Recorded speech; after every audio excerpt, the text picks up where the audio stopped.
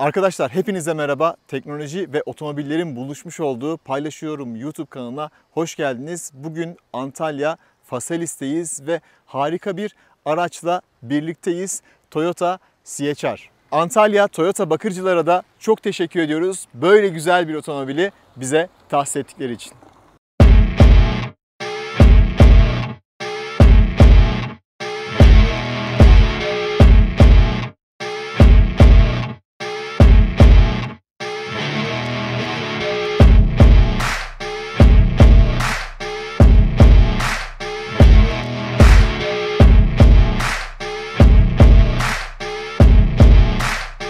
Tasarıma başlamadan önce size aracın anahtarını göstereyim ve anahtarın özelliklerinden bahsedeyim. Camları açmak için tuşlarıma bastım. Bekliyorum. Camlarım açıldı. Bastım. Camlarım kapanıyor. Güzel bir özellik. Özellikle sıcak yaz günlerinde mutlaka ihtiyacınız olacaktır. Aracın yanına yaklaşıyorum. Kapı kolunu bu şekilde açıyorum. Kapılar açılıyor. Kilitlemek içinse kilitleme düğmesine basıyorum ve araçtan uzaklaşıyorum. Tabii ki bagajımı anahtar üzerinden açabilirim. Şimdi onu hemen göstereyim size. Bastım, basılı tuttum ve çok hızlı bir şekilde bagaj açılıyor. Bastım, ikazını verdi ve kapattı. Şimdi tasarıma geçelim. Çünkü tasarımda anlatacağım çok şey var. Ön tasarımla başlayalım. Toyota CHR'la artık sıkıcı olmaktan çıkmış. Biliyorsunuz genelde sıkıcı bir tasarım vardı. Toyota'ların klasik bir tasarımı vardı. Fakat CHR ben buradayım diyor yollarda. Farklı bir tarzım, farklı bir teknolojim, farklı bir müşteri portföyüm var diyor. Ve benim de gerçekten tasarım anlamında çok hoşuma giden bir otomobil oldu. Ön tarafa baktığımızda C harfini andıran, bumeranga da biraz benzeyen Matrix LED farlarımız bulunuyor. Farlarımızın viraj aydınlatma özelliği ve aynı zamanda uzun far asistanı da var. Yani karşıdan bir araç geldiğinde kısa hüzmeli farlara gelecek veya önünüzde bir araç olduğunda yine kısa hüzmeli farlara geçecek. Önünüz açıldığında ise tabii ki yolu daha iyi bir şekilde aydınlatacak. Farların aydınlatma performansını ve gündüz farlarının da şeklini çok beğendim. Ön tasarıma baktığımızda köşeli hatların olduğunu görüyoruz. Motor kaputunda 1, 2 ve bir de burada 3 tane hattımız bulunuyor. Bu arada aracın rengi amber rengi. Üst donanım paketlerinde çift renk bu araç. Önden baktığınızda bu şekilde görüyorsunuz fakat arkaya geçtiğinizde siyah bir CHR göreceksiniz. Toyota ambleminin hemen altında keskin bir hat var. Aşağıya doğru devam ediyor ve burada bir kameramız bulunuyor. Ön ızgarada bal peteği formunda işlenmiş desenler var. Bal peteği formu aracın içerisinde de devam ediyor. Pek çok araçta artık sis farını göremiyoruz. CHR'da sis farı da bulunuyor. Ön far tasarımında keskin hatlar tamponla ve ön tarafla o kadar güzel birleşiyor ki aracın keskin hatları aynı zamanda arka tarafla o kadar güzel uyuşuyor ki araç iyi bir tasarımcının elinden çıktığını bize gösteriyor. Yan tarafa geldiğimizde 19 inç çapında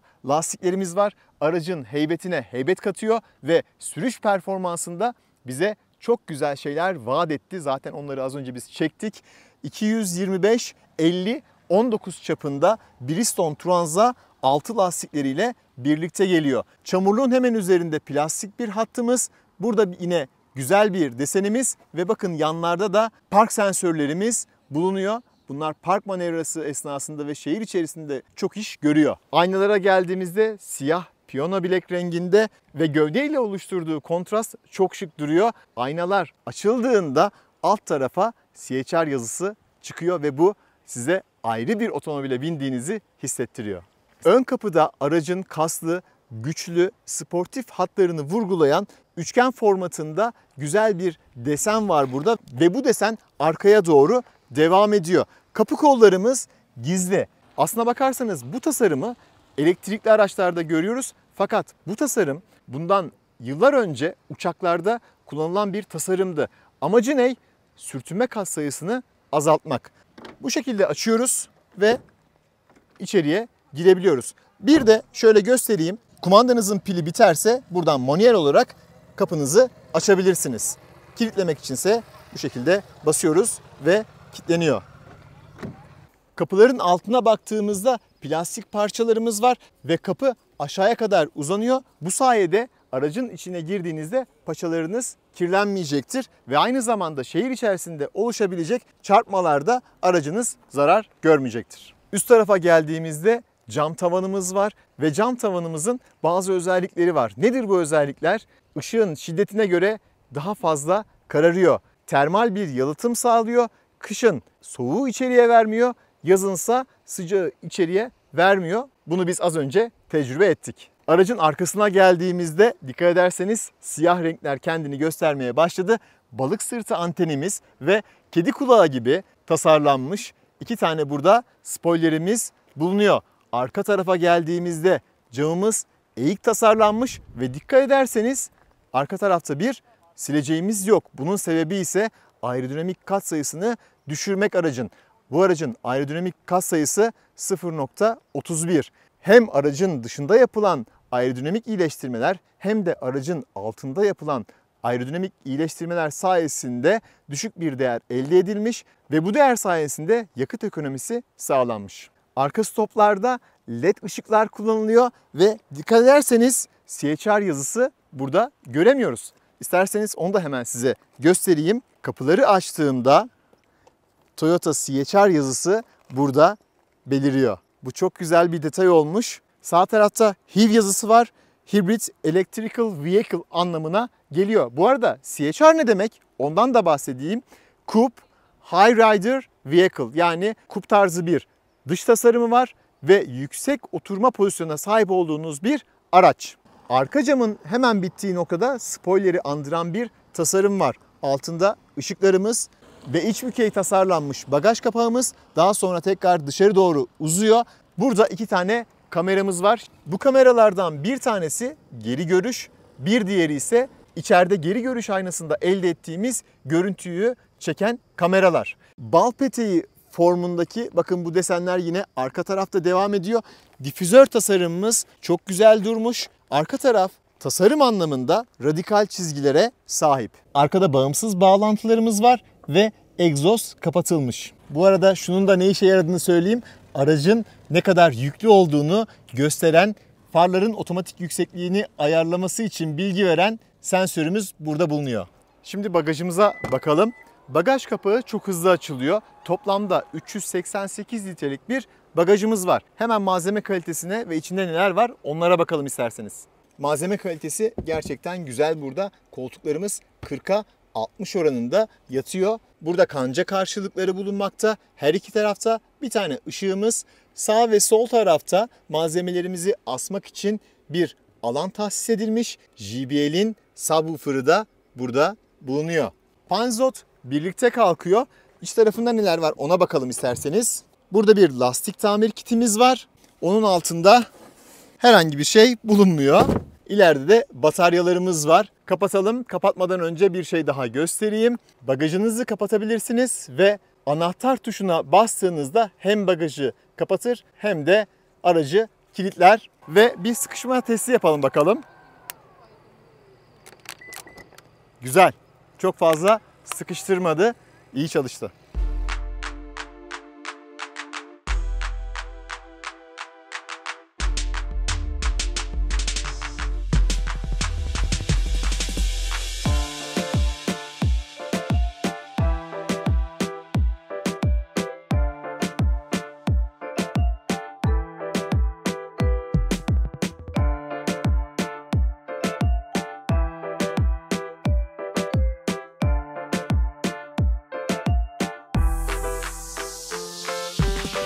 Ön koltuk bana ayarlı, biraz ileriye aldım, çıkış destek sistemi vardı biliyorsunuz. Diz mesafesi yeterli. Üst tarafta baş mesafesi yeterli. Boyum 1.85. Yan tarafa geldiğimizde MacBook'umuzu buraya koymuştuk. Gösterelim. Büyükçe bir cebimiz var. Sol tarafta bir cep bulunmuyor. Deri koltuklarımız hissiyat olarak çok güzel. USB-C çıkışımız burada bulunuyor. Işıklandırması da var. Havalandırma çıkışı burada bulunmuyor.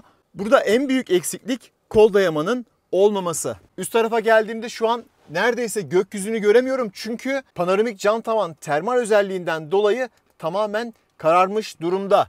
İçeriye şöyle bakıyorum. Isı hiç gelmemiş. Ön tarafta direksiyona el değmiyorsunuz. O kadar söyleyeyim size.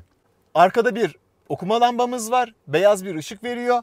El tutamakları arkada bulunmuyor. Ön tarafta var. Panoramik cam tavanda bir perde kullanılmıyor. Tavanda perde kullanılmadığı için baş mesafesi 3 santim artmış. Gelelim malzeme kalitesine. Kapı eşiğinde C formatını andıran ve burada koruyucu özellik gösteren bir parçamız var. Kapı ceplerimizde bardaklık bulunuyor. Burada güzel iş çıkartıyor. Cam açma tuşlarımızın aydınlatması var. JBL ses sisteminin bakın yine burada bal peteği formunda desenlerini görüyoruz. Malzeme kalitesine şöyle bir bakalım. Üstte sert plastik, altta sert plastik. Buralar yine sert plastik. Evet, burada çok yumuşak bir yer olduğunu söyleyemeyeceğim ne yazık ki. Şundan da bahsetmek istiyorum. Kapı biraz daha fazla açılabilirdi. Özellikle çocuklu aileler araba koltuklarını veya pusetlerini koyduklarında biraz daha rahat etmeleri için kapı 90 derece açılabilirdi, fakat biraz olsun kısıtlı olduğunu söyleyeyim. Bir önceki nesilde arka taraf biraz daha klostrofobikti, fakat burada o problemi ortadan kaldırmışlar. Herhangi bir problem yok. Arka camlarımız tek tuşla açılıyor, tamamen açılıyor. Tabii ki kapanıyor. Gelelim iç taraftaki malzeme kalitesine. Burada bakın yumuşak malzememiz var. Üst tarafta yine yumuşak malzemelerimiz var. JBL ses sisteminin burada hoparlörünü görüyoruz ve altıgen formatındaki desenlerimiz burada bulunuyor. Burada bir malzemeliğimiz var. Yine yumuşak malzemeler var. Kapılara geldiğimizde üst tarafta yumuşak alcantara malzemeler ve dikişler çok güzel duruyor. Kapılarımız aydınlatmalı. Tasarım olarak da hoşuma gitti benim. Ve burada farklı güzel bir havalandırma çıkışımız var. Şiddet ayarını bu şekilde sağa sola döndürerek yapabiliyoruz.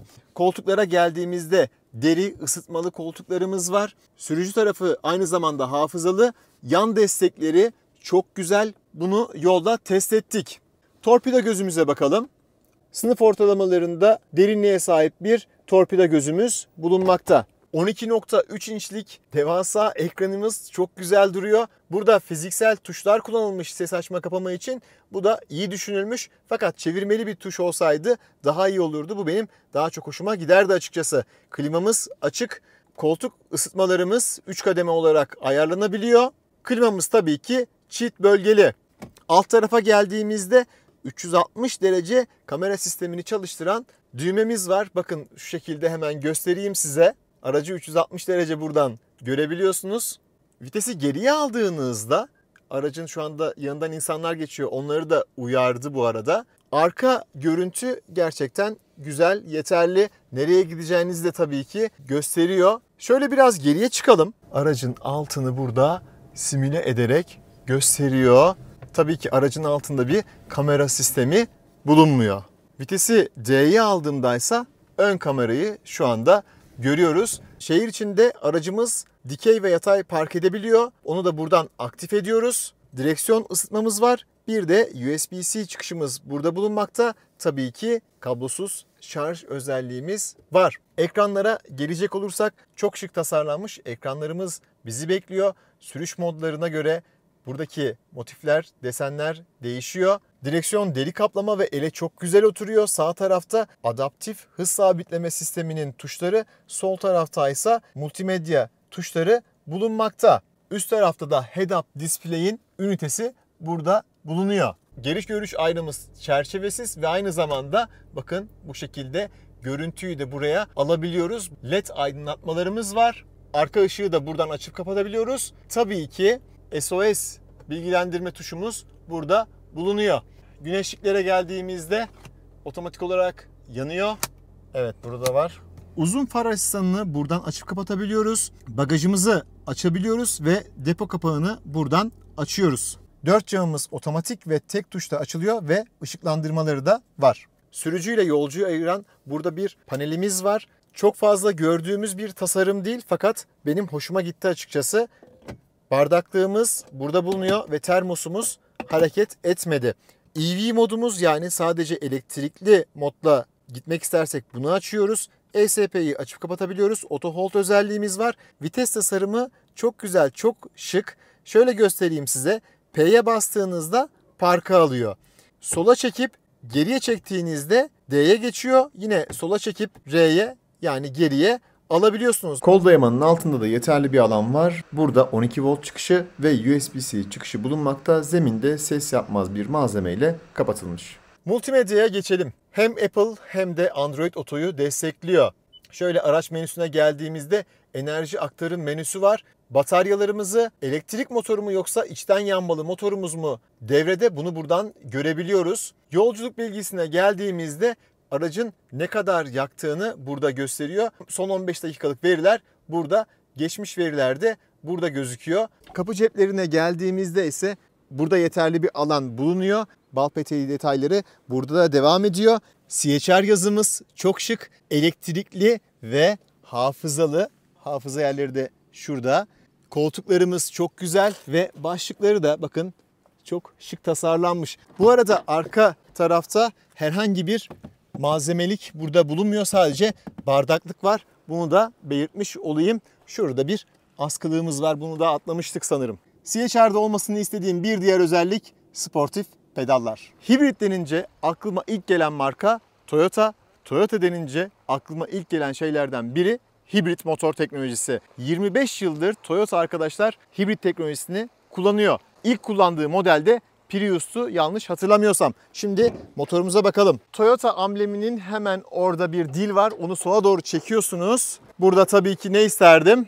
Amortisör isterdim ama yok. 1.8 litre hacminde 98 beygir güç üreten 142 Nm torka sahip olan içten yanmalı bir motorumuz var ve bu motor Atkinson çevrimiyle çalışıyor. Yani kısaca ekonomi odaklı bir motor. Elektrikli güç ünitemiz 95 beygir güç üretiyor. 185 Nm torka sahip. İki ünitenin birleşimindense toplamda 140 beygir 185 Nm'lik bir güç elde edilmiş olunuyor. Yalıtım olarak baktığımızda üst tarafta bir yalıtım malzememiz var. Alt taraflarda, iç taraflarda yalıtım malzemesi kullanılmış. Zaten içeriye pek fazla motor sesi almıyor. O zaman şehir içi turumuza başlayalım. Aracın içine geçelim. Güç düğmemize bastık. Koltuk ön pozisyona geldi. Tabii ki emniyet kemerimi bağladım. Yola çıktık. Şu anda elektrikli olarak devam ediyoruz. %100 elektrikli bir şekilde yolculuğumuzun bir kısmını elde etmeyi başaracağız. Hiç benzin kullanmayacağız. Aracın kendi navigasyon sistemi var. Aynı zamanda Apple CarPlay ve Android Auto'da destekli.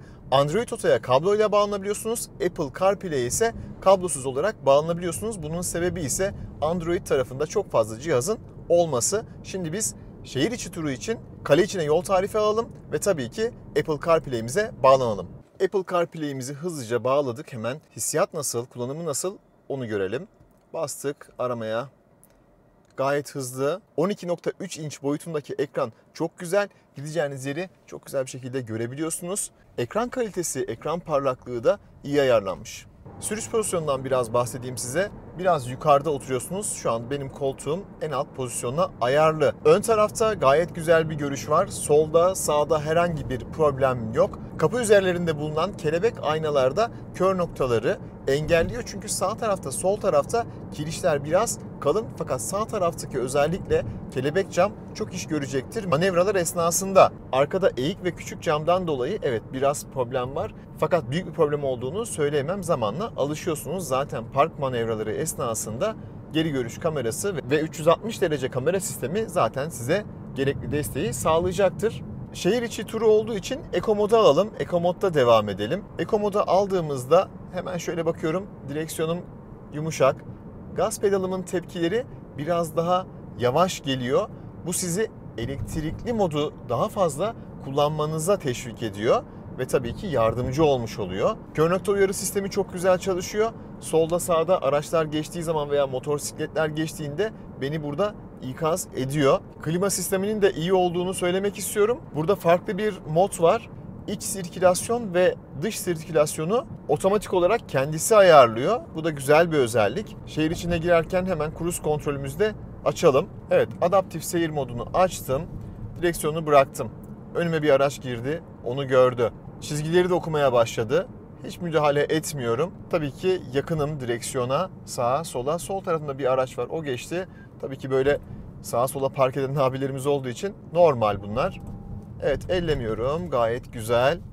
Öndeki aracı güzel takip ediyor. Biraz olsun direksiyona müdahale ettim. Sol tarafta aracın yaklaştığı ikazı yine geldi. 40 tabelasını okumuştu. Hızımın biraz yüksek olduğunu gördü. Şu anda 70'i geçtik. 70 tabelasını burada yine gördü. Gayet güzel. Direksiyona ben müdahale ettim çünkü çok da emniyetli değil şu anda. Sol tarafa geçtik. Devam ediyoruz. Şimdi burası biraz daha iyi. Sağ tarafta problemler vardı. Araç önüme girdi. Yine aracı gördü. Direksiyonu bıraktım. Güzel bir şekilde hızlanıyor. Hafif bir viraj vardı. Orayı aldı. Şeridi ortalıyor. Şimdi sola doğru dönüyor. Direksiyonu tutmamı istedi. Tuttum, bıraktım. Araç önüme geliyor. Geldi. Evet, güzel gördü. Güzel gördü aracı. Yine tutmayacağım. Sadece biraz direksiyona müdahale ettim. Frene, gaza basmıyorum. Evet, çok güzel bir şekilde öndeki araca yanaştı. Ve durdu. Şu an içten yanmalı motorumuz çalışmıyor. Sadece elektrik motoru devrede. Elektrik motoru tabii ki klimayı çalıştırıyor. Süratimi şöyle kaça ayarlamışım? 60 ayarlamışım. Önce süratimi daha uygun bir sürat olan 50'ye ayarlayayım. Bakın araç sağ tarafta önüme çıkmaya yakın. Onu görüyor, ilerlemiyor. Ön taraf hafiften boş olmasına rağmen emniyetli bir şekilde devam ediyor. Arkada bağımsız süspansiyonlarımız var. Bu sayede daha konforlu sürüşler elde edebiliyorsunuz. Hem şehir içerisinde hem şehir dışında. Tabii ki aracın performans limitlerinde biraz zorlayacağız. Çünkü performans anlamında zorlanmayı hak eden bir araç olduğunu düşünüyorum. Hafif bayır aşağı indik. Hemen bataryalarımızı şarj etti. Araç, frenden ayağımı çektim. Gaza yavaş yavaş basıyorum. Elektrikli modda gitmeye devam ediyorum. Ön tarafta bir kameramız var. Şurada. Ve bu kamera bizi sürekli izliyor. Eğer yolun dışına bakarsanız veya cep telefonuyla uğraşırsanız, dikkatiniz dağılırsa size mola vermenizi öneriyor ve yola konsantre olmanızı istiyor. Çok sessiz bir sürüş elde ediyoruz bu arada. Bunu da söylemek istiyorum çünkü benzinli motor çalışmıyor. Ses izolasyonu da güzel yapılmış. Dışarıda olan bitenle çok fazla ilgimin olduğunu söyleyemem. Tabela okuma sistemi sadece hız tabelalarını okumuyor. Yaya geçidi, okul geçidi gibi tabelaları da okuyor ve burada önünüzde size bunu gösteriyor. Bu sistemin de güzel olduğunu söylemek istiyorum. Evet, hiç fren yapmadım. Motosiklet önüme çıktı. Ayağımı sadece gazdan çekmiştim. Otomatik olarak kendisi fren yaptı. Şehir içerisinde oluşabilecek kazaları önlemek için otomatik olarak araç yavaşlama modunu alıyor. Siz gaza basmış olsanız bile, örneğin ileride bir yaya var. Yaya yola doğru devam ediyor. Gaza bastınız, araç otomatik olarak gaz kısıyor ve gerekirse fren yapıyor. Bu da oluşabilecek bir kazanın önüne geçmiş oluyor. Enerji aktarım sayfamıza geldiğimizde animasyonları güzel yapılmış. Bakın bataryanın durumunu görebiliyorum ve aynı zamanda şu anda ön tekerleklere sadece elektrik gücü verildiğini görüyorum. Motorum çalışmış olsaydı, bakın ön tarafta motor simgesi var. Bastım, hemen motor da orada sarıya dönecekti. Tabii ki zaten sesini de duyuyorum ama burada da bu şekilde simüle etmiş çünkü uzun yolda motorun sesini duyamazsınız. Elektrikli bir şekilde şu anda seyahat etmeye devam ediyorum. Vitesi B konumuna aldığımızda, yani brake konumuna aldığımızda, ayağımızı gazdan çektiğimizde daha fazla rejenerasyon yapıyor. Böylelikle bataryalarımızı daha çabuk bir şekilde şarj etmemizi sağlıyor ve aynı zamanda şehir içerisinde biraz daha verimli bir sürüş sağlamamızı, aynı zamanda tabii ki daha konforlu olmasını sağlıyor sürüşümüzün. Bakın şu anda içten yanmalı motorumuz da çalışıyor. Bazen içten yanmalı motor sadece bataryaları çalıştırmak için de devreye girebiliyor ve böylelikle alternatör görevi yapmış oluyor. Şu an bataryalarım yarım dolu. Elektrikli sürüş modum %77. Sadece bataryalarla gitmeye devam ediyorum. Gaza bastım hafif hafif. Bakalım ne kadar devam edebileceğiz elektrikli modda. Hemen benzinli motorumuz devreye girdi. Yaklaşık hızım 38 km civarındaydı. Benzinli motorun devreye girdiğini hissetmedim. Titreşim olarak veya ses olarak bunu fark etmedim açıkçası. Şehir içinde aracın süspansiyonları biraz sert. Fakat buradan konforsuz olduğu anlamı çıkmaz. Zaten arkada bağımsız süspansiyon sistemimiz var. Tatlı sert diyebilirim. Yumuşak bir amortisör olduğunda sizi sürüş dinamikleri açısından tatmin etmeyecektir. Bu arada adaptif cruise kontrol sistemini kullanmak için vitesin B'de değil D konumunda olması gerekiyor. Bunu da hatırlatayım. Aracı B modunda kullandığınızda bir şey dikkatimi çekti. Ayağınızı gazdan çektiğinizde motor yakıt yakmıyor. Fakat kendisi motor freni yaparak bir alternatör görevi görüyor ve daha fazla aküleri şarj ediyor. Bu da güzel bir özellik. Otomobilin ambiyans aydınlatmaları sadece görsel amaçlı değil, aynı zamanda emniyet amaçlı da işler görüyor. Soldan veya sağdan iniş yapacaksınız. Arkadan bir otomobil veya bisiklet geliyor. Hem ön tarafta hem de arka tarafta kapı içlerinde bulunan ambiyans aydınlatmaları renk değiştirerek kırmızı yanarak sizi uyarıyor. Bakın şu anda ambiyans aydınlatması mavi. Arkadan bir araç geçiyor ve kırmızıya dönerek kapıyı açmamam gerektiğini söyledi. Yine aynı şekilde motosikleti de gördü. Eğer açarsam ne yapacak? Beni uyaracak. Onu da deneyelim. Sesli bir uyarı var mı? Trafiğe dikkat et. Trafiğe dikkat et dedi. Güzel bir özellik. Toyota güvenlik konusunda benden iyi puanlar almayı başardı. Aracı park etmek için park tuşuna bastım. Ön tarafa park edecek. Start dedim. Freni bırakın dedi. Bıraktım. Yanaşıyor.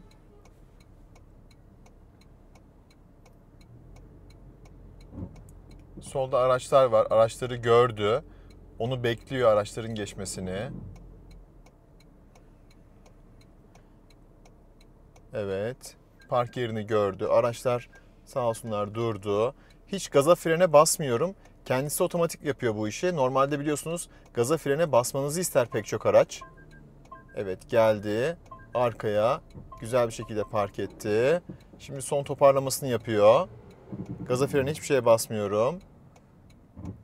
Evet, durdu. Direksiyonu düzeltti.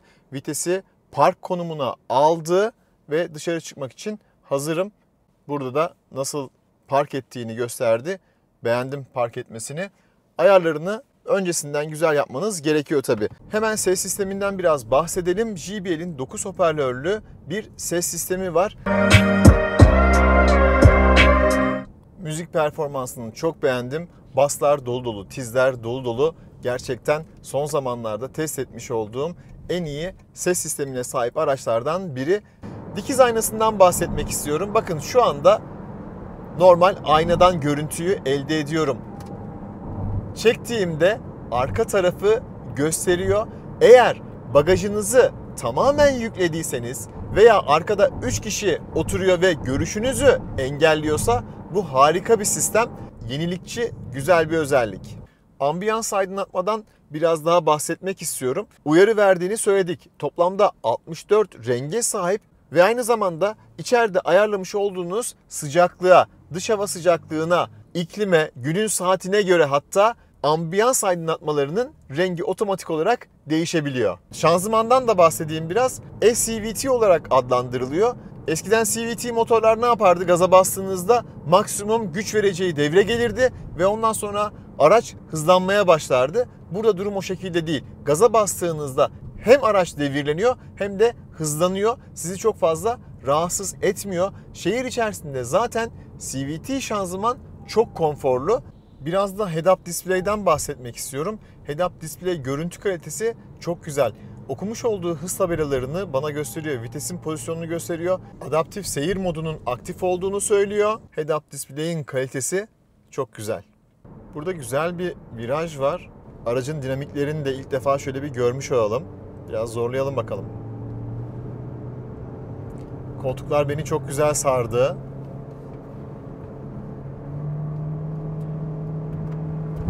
Çok güzel, çok güzel.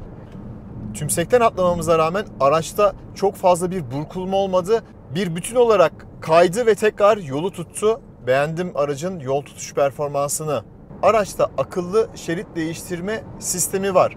Yolda bulunan çizgiler kesik kesikse, arkanızda sol taraftan gelen bir araç yoksa otomatik olarak şerit değiştiriyor. Yapmanız gereken tek şey sinyal vermek. Sinyalimi verdim. Sol tarafı kontrol ediyor. Şeridi değiştirdi ve devam ediyor. Virajlı yollar var. Araç nasıl viraj alacak onu görelim biraz da. Ellemiyorum. Gerçekten aracı zorlayacak derecede virajlı yollar ve çizgiler de çok fazla okunmuyor dikkat ederseniz. Güzel bir şekilde virajı döndü.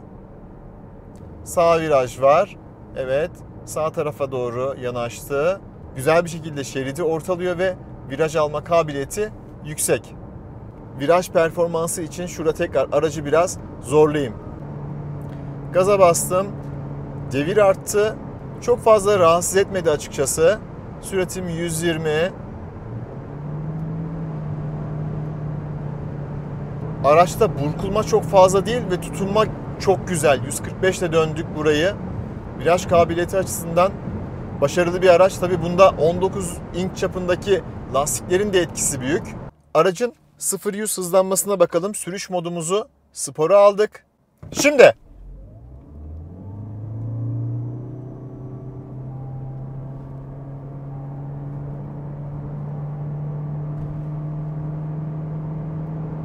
gayet güzel hızlanması.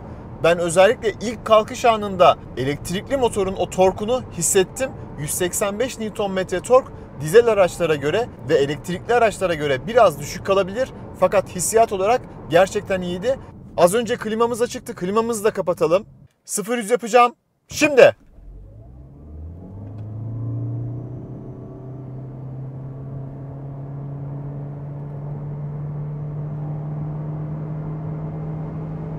Çok güzel. Çok güzel diyorum. Tabii ki aracın 6 saniyede, 8 saniyede 100 kilometreye çıkmasını beklemiyorum. Bu ekonomi odaklı bir araç. O yüzden sizin de beklentiniz 6 saniyeler, 7 saniyeler, 8 saniyeler olmasın. Sonuçta 140 beygirlik, 185 Nm torka sahip Atkinson çevirimiyle çalışan ekonomi odaklı bir araçtan bahsediyoruz. 90'la gidiyorum 61 desibel. 100'le gidiyorum 62 desibel. Biraz olsun rüzgar sesi var bu arada. Özellikle rüzgar sesi yukarıdan tavan bölgesinden geliyor. 110 63 desibel, 120 66 desibel. Ses yalıtımı anlamında araç çok sessiz diyemem. Sınıf standartlarında, fakat bir Japon klasiği olarak hem yol sesi hem rüzgar sesi biraz olsun giriyor aracın içine. Daha sessiz rakipleri var elbette. Bir de ara hızlanmamıza bakalım. 40'la gidiyorum. Bastım.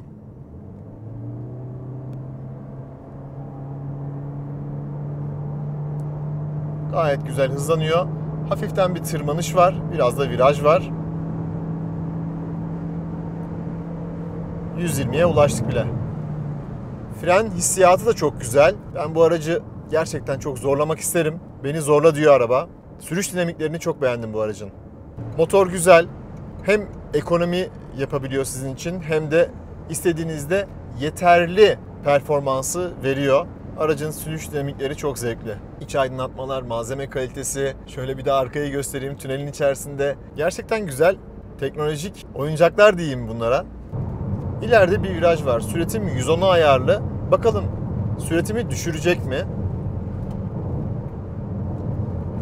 Evet, sürati 95'e düşürdü, 92'ye düşürdü, 90'a düşürdü, 89'a düşürdü. Harika.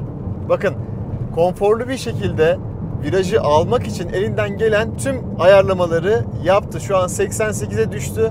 Önümde hiç araba yoktu dikkat ederseniz. Tekrar yol düz olduğu için 100'e hızlandı. Hızlanırken de çok acele etmiyor. 100'le gidiyorum. Panik fren yapacağım. Şimdi. Çok güzel durdurdu. Dörtlerini yaktı. Aracın fren performansını çok beğendim. Aracın maksimum hızı 170 olarak verilmiş. Bakalım 170'e çıkabilecek miyiz? Tam gaz oturdum. Çok güzel dönüyor virajı. 171 oldu, 173 oldu. Belki 180'e kadar tabii devam edebilir. Ama bu bir hız arabası değil, bu bir ekonomi arabası. Bunu tekrar söylemiş olayım. Viraj performansını beğendiğimi tekrar söylemek isterim. Hemen fren performansı, gayet güzel bir fren yaptık. Sola dönelim şöyle. Hop, ateşli bir dönüş oldu. Aracın dinamikleri çok güzel. Gelelim ne kadar yaktığına. Aracı da son birkaç kilometrede bayağı bir zorlamış olduk. Şimdi onlardan bahsedelim. 6.4 litre yakmışız arkadaşlar. Şu anda test tüketimimiz. Benim yapmış olduğum testlerde Biliyorsunuz benzinli araçlarda 8'in üstünde oluyor genelde. 8,5, 9'a hatta yaklaşıyor. Şu anda 6,4 litre çok iyi diyebileceğim bir değer. Maksimum hızı gördük. 0-100 hızlanmasını yaptık. Şehir içerisinde yakıt ortalamamız sadece 4 litreydi. Eğer şehir içerisinde çok kullanırsanız bu aracı, hibrit otomobillerin bir özelliği olarak daha az yakıt yakacaktır. Çünkü daha fazla elektrikli motor devreye girecek ve aynı zamanda rejenerasyonu daha fazla yapacak. Önümde şu anda bir rampa var. Bakın orada da ara hızlanmayı size bir göstereyim. Bastım gaza. Evet, CVT biraz bağırıyor. Biraz daha bastım gaza. Fakat çekiş anlamında aracı ağırlığıyla birlikte güzel hızlandırıyor. Tam gaz bastım şu anda. 120, 124 gayet güzel hızlandırıyor. Ekonomi odaklı bir aile aracından bekleneni yapıyor. Şimdi farklı bir şey yapacağız. Direksiyona, frene müdahale etmeyeceğim. Bakalım araç ne yapacak? 70'te gidiyorduk. Viraj döndük. 68-69'a kadar düştü. Direksiyonu tutmamı istiyor. Tutmuyorum. Belki de şu anda kalp krizi geçiriyorum veya fenalaştım. Evet, duruş desteği birazdan etkinleştirilecek diyor. İkaz veriyor bana. Sesli olarak ikaz verdi. Dörtleri yaktı. Araç yavaşlıyor. Arkadan gelenleri uyarıyor ve neredeyse tamamen durdu. Evet, durduralım. Durdu. Gerçekten çok güzel. İyi bir özellik bu. El frenini seyir halinde çekersek ne olur? Çektim. Çok küçük bir fren yaptı. Daha fazla çektim. Aracı tamamen durdurdu. Harika. Bu da çok güzel bir özellik. Bu da çok güzel bir özellik. Sadece arkalarla değil, önlerle birlikte fren yaptı. Harika bir özellik. Neden harika bir özellik? Belki siz fenalaştınız, yanınızda eşiniz bunu fark etti ve park frenini çekerek aracı emniyetli bir şekilde durdurdu. Şimdi Faselis'e geldik. Çekim için yerimize gelelim ve son özelliği de size burada göstermiş olayım. Araçtan iniş destek sistemi de var. Aracı park ettiğinizde koltuk geriye doğru hareket ediyor ve araçtan rahat bir şekilde inmenizi sağlıyor bu sistem. P'yi aldım. Burada üzerinde düğmesi var. Emniyet kemerimi çıkarttım. Koltuk geri geldi. El frenimi de çekeyim. Kapımı açtım. Burada bir uyarı daha veriyor. Eğer arkada bir şeyi unuttuysanız yine onun uyarısını yapıyor size. Aracımızın çok sessiz olduğunu söyledik. Peki bu sessizlik şehir içerisinde insanların güvenliğini tehlikeye atar mı? Şimdi mikrofonu aracın önüne bırakıyorum ve aracın içine geçiyorum. Geriye aldım.